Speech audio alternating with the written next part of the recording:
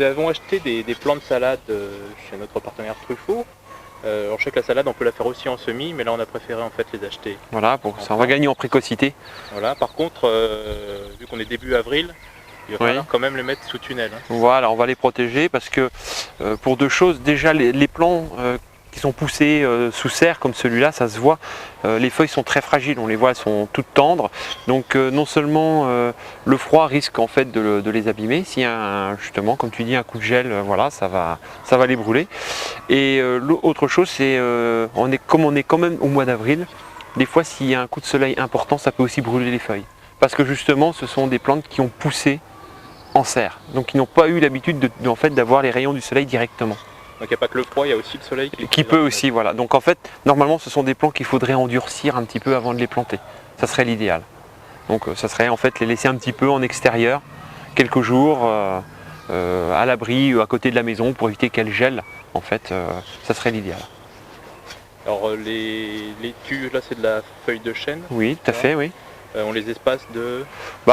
On va les espacer de 25 à 30 cm sur le rang, en fait. C'est voilà. suffisant. Oui, oui. C'est suffisant. C'est pas des salades qui deviennent très très grosses, en fait, les feuilles de chêne. Donc on n'a pas besoin de les espacer de façon trop importante.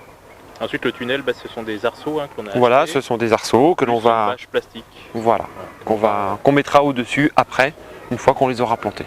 Et à un moment donné, il faudra enlever ce oui, tunnel, en fait ce tunnel, il va falloir l'ouvrir tous les jours pour venir les arroser, pour éviter qu'il y ait trop d'humidité, parce que s'il y a trop d'humidité, ça va favoriser le développement de maladies.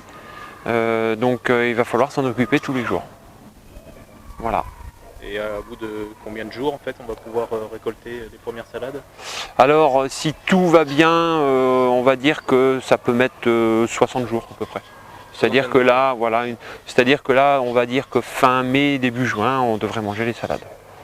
Là je crois qu'on en a... Sauf si on ne veut pas les manger à maturité. On peut les manger un petit peu avant pour se faire plaisir aussi. D'accord. Donc on en a 3 fois 12. Oui. On peut les laisser en fait après en terre. On les coupe au moment où on en a... oui, voilà, jusqu'à ce que... sauf à partir du moment où elles montent, où elles sont quand même beaucoup moins bonnes. Oui, bien sûr. Oui. Voilà. Et ça met combien de temps alors, avant de monter Alors là, c'est variable d'une variété, des conditions climatiques. Il y a plein de choses en fait qui vont... Mais ça se voit, de toute façon, quand une salade commence à monter. D'accord. Donc c'est juste pour savoir qu'il ne faut pas en planter non plus trop. Voilà. Non, il faut... on a une surconsommation. Tout à fait, c'est ça. Il faut les planter régulièrement. On va dire que si tous les 15 jours, tu en mettais 12 plants, ça serait très bien. D'accord. Voilà.